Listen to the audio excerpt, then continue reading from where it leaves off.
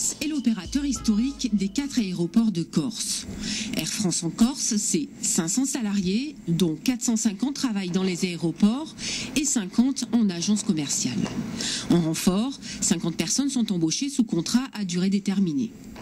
Le marché de l'obligation de service public entre la Corse et le continent est partagé entre Air France et un groupement Air France et Air Corsica, la compagnie régionale.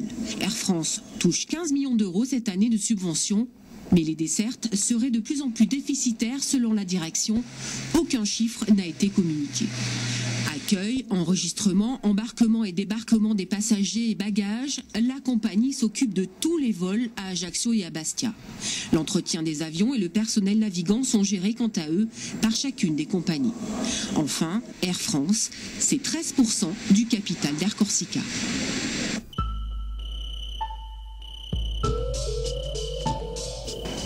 Faire accepter à leur direction 45 intégrations dans les aéroports de Bastia et Ajaccio. C'est l'objectif des syndicalistes de la CGT Air France. Air France, aujourd'hui, ne reconnaît pas une décision de justice qui la condamne à requalifier en CDI 45 CDD. Ce sont des jeunes qui sont présents dans l'entreprise depuis 2005. Donc il n'y a pas de coûts supplémentaires et de charges supplémentaires pour Air France, puisqu'on en a besoin pour faire passer l'activité. M. Gourjon nous a fait part de son envie de se battre pour que ces personnes ne fassent pas partie de l'entreprise. Eh bien nous nous battrons pour que ces personnes fassent partie de l'entreprise. Nous ne pourrons pas filmer la réunion qui durera 2h15 au lieu des 3/4 d'heure prévus. À la sortie, le cas des 45 salariés n'est pas réglé. Air France n'en veut pas et somme ses équipes d'être beaucoup plus productives.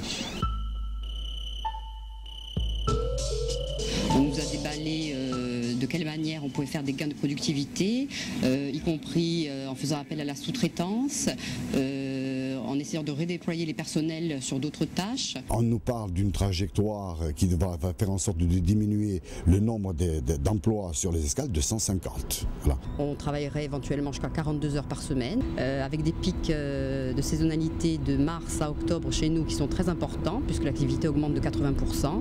Donc aujourd'hui, Air France considère qu'il peut faire passer cette activité avec un effectif de base et nous martelons que cela n'est pas possible. La direction souhaite avant tout parler de l'avenir de la compagnie en Corse. Il y a surtout des conditions de travail qui se dégradent de jour en jour. Il y a surtout un service à l'usager qui n'existe plus.